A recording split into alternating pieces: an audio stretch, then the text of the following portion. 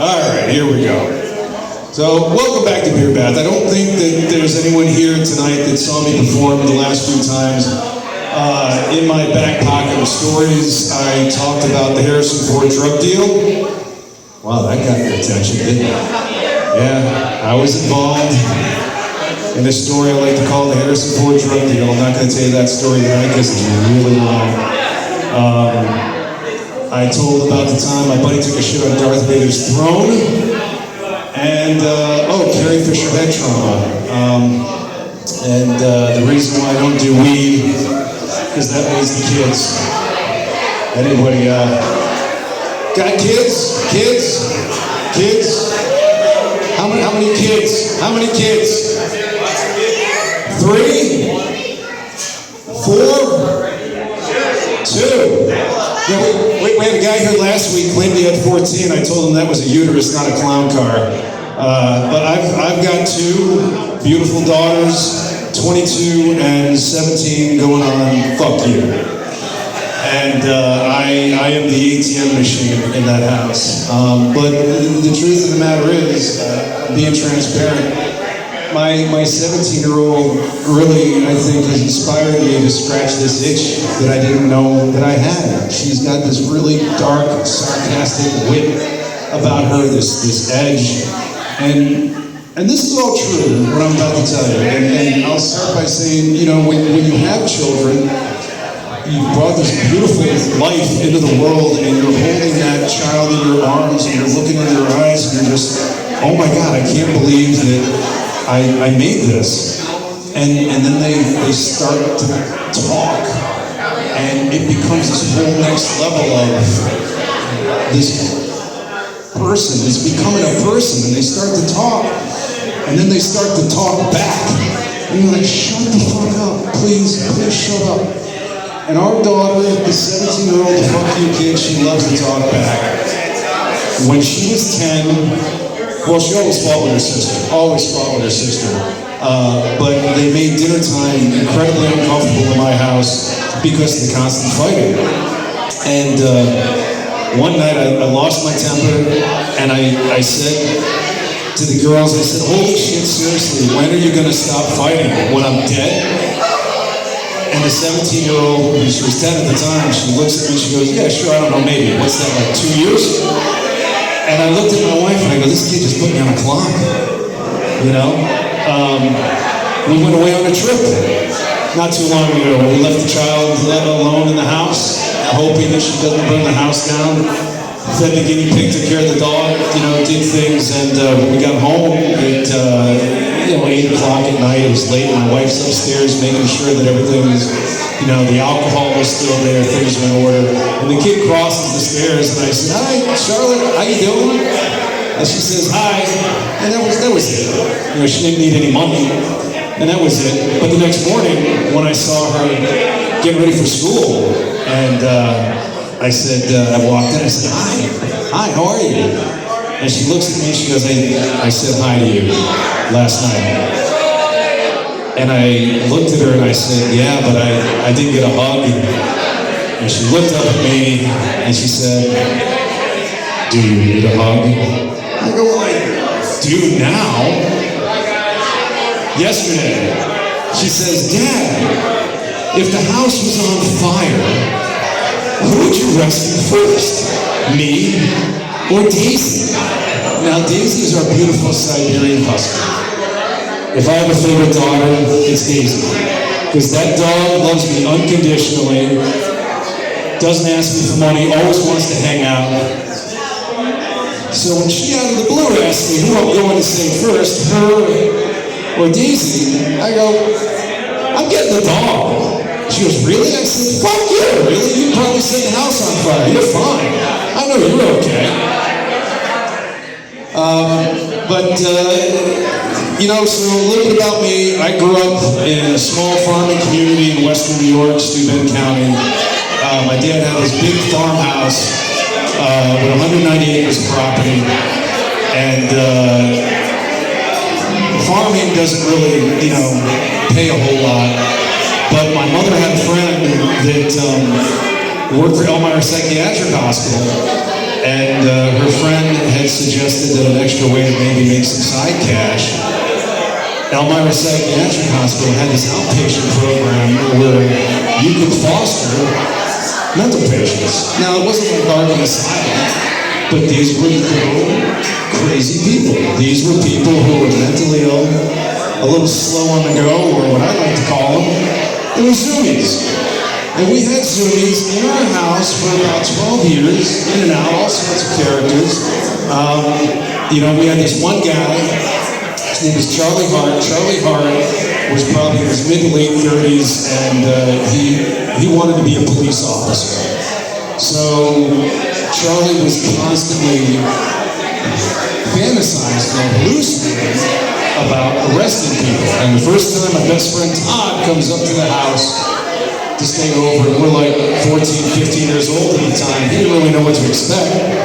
He comes up to the house, and there's Charlie, and he's standing on the edge of the porch, and he's rocking back and forth. He's rocking back and forth. And my buddy Todd goes, what's up with that? Just watch. Just watch. He's rocking back and forth, and all of a sudden he goes, freeze, motherfucker, I said freeze, fucking spread those legs, motherfucker. So funny, when you're 14, this is hysterical. We had this guy, Louie, who's an old man, he was probably about 75, he used to walk around the dike of the pond. And the pond at the time was, stocked with fish, we stocked with big mouth bass, brown speckled. And Louie would, walk around the dike of the pond, watching the fish, smoking his pipe. He didn't really say much, but he was a surly guy. And at the end of the day, he'd come into the house and we're having dinner, in the kitchen. And he comes up behind my dad and he goes, good night, Mr. Hen. I'm not like those other dirty birds. I say good night. Then he'd walk around to my mom and he'd say, good night, Mrs. Hen. I'm not like those other dirty birds. I like to say good night. And he comes up behind me. Fuck you, kid. And off he goes.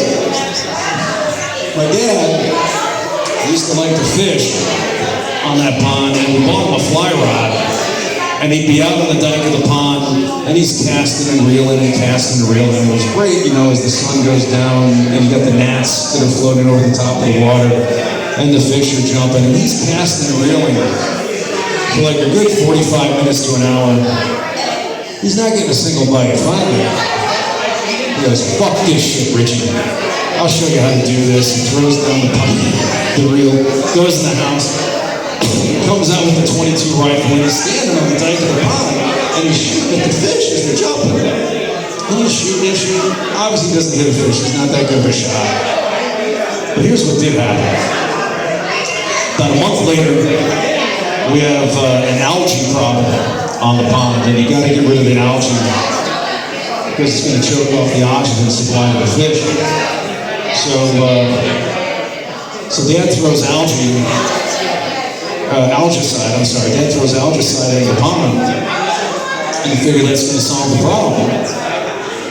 Well, the next day, I come outside, and it looked like the seventh seal had been broken.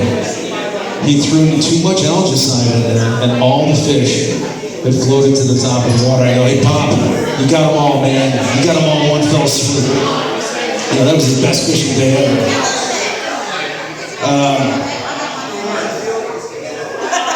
All right, really quick. This one's probably one of my favorite stories. It takes place in 1990. I had an apartment, 3-bedroom, and that's being generous. It was really 1 bedroom, 2 walk-ins, and half a bath. And I had 2 other roommates that were supposed to be staying with us. My buddy Dan lived across the hall. My buddy Tom Peters from Ohio. The day before we're supposed to sign the lease, Tom calls me up. He says, "Hey, I don't know if I'm going to be able to make it. If you go ahead and give away my room, that'll be fine." So we went across the hall, and this is true. These 2 guys lived across the hall of the dorm: Bobby Brown and Michael Jackson. Those are their real names. Bobby Brown and Michael Jackson. And Bobby Brown was like, "Yeah, sure, I'll take that room, absolutely, 100%. So now it's me, Dan, Bobby Brown, not the rapper, And we go and we sign the lease, and 2 days after that, Tom says, hey, guess what, I'm coming. And I said, hey, guess what, your room's fucking gone, man. He goes, well, I'll sleep on the floor, I don't care. I said, you don't care, I don't care, that's fine. So as we're getting ready to make this adjustment, make this move in this really small apartment in the slums of Buffalo, Dan says, hey, he goes, Marty needs a place to stay. He's going to be homeless. Do you mind if Marty stays with us? I said, yeah, sure, that's fine. So I'm doing the math in my head. Well, 300 divided by 5, that's great. And then we have this other guy, Murray. All of a sudden, Murray needs a place to stay. Can Murray sleep on the couch? I'm like, I don't care if Murray's willing to pay the rent. So now it's me, 4 or 5 other guys. Oh, and their girlfriends are cycling back and forth too. So Dan says to me, hey, I want to get a boa constrictor. I said, what do you mean you want to get a boa constrictor? He goes, would you drive me to the pet store? I want to get a baby boa. I go, yeah, okay, sure. So we get in the car, we go to the pet store, he buys this baby boa constrictor, frozen mice to feed the thing, glass tank, fish tank to keep the thing in. Brings this boa constrictor back to the apartment, and after about a week, I guess he forgot to put the lid on the top of this fish tank. I wake up one morning and realize this fucking snake's gone. He's like, holy shit, the snake's gone. We had to look for the snake. So we're looking for the snake, and he's actually calling this thing by name. I go, Dan, it's a fucking snake. It's not a dog or even a well-behaved cat. It's a fucking snake. He's not going to call when you call him. And we're looking around for this snake. I say, hey, move the couch. Let's move the couch. So we move the couch from around the wall. Behind the couch, there's a hole on the floorboard. He's like, let's see if you got the snake went through there. So he gets a flashlight, and he's digging around in there. He says, hey, I think I see the snake. He grabs a broom. He's got the broom. Now he's making this hole even bigger than it should be. He's back there with a broom. He's trying to get the snake. He doesn't get the snake, but what he does do is accidentally knock down a hornet's nest. There's a hornet's nest, and now there's bees that are filling the apartment. There's fucking bees in the apartment. 5 guys trying to figure out how to get empty this apartment out of bees. Needless to say, we finally emptied the apartment out of the bees. The snake is gone. But that's not where the story ends. He's lost his snake. Now we have this big hole that we have to try to explain to the landlord. And that came later. But about 7 years after this incident, I'm watching an episode of Cops. And this episode of Cops was in Buffalo, New York. Now, the only reason I was interested in watching this episode was because it was in Buffalo. And I'm watching when they get a call to come to an abandoned house to take out a big 10-foot fucking boa constrictor. Now, you've got my attention. I'm watching this, and I'm watching as the cameras are driving, and the landscape looks a little familiar to me. We lived in a small area called Black Rock. Now, Black Rock, if you're from Buffalo, Cheektowaga has a certain look, Tonawanda has a certain look, Williamsville, Black Rock, it's low rent. It's low rent. It's run by slumlords. And I'm watching this and I'm going, it fucking looks familiar, man. I pull up to the house, up to the abandoned house. Well, it's definitely not the house that we lived in. And the guy's got the body cam on, and he got the snake wrangler with his big fucking pole, and they're running up these 2 flights of steps, and they get to the 2nd floor, and there's this big fucking boa constrictor in the far corner. And I was like, holy shit, I will die on this hill. That was Dan's snake. I said, give me my phone, I'm gonna tell Dan who found this fucking snake. It was just the craziest thing, but anyway, that's it for me for tonight. Thank you.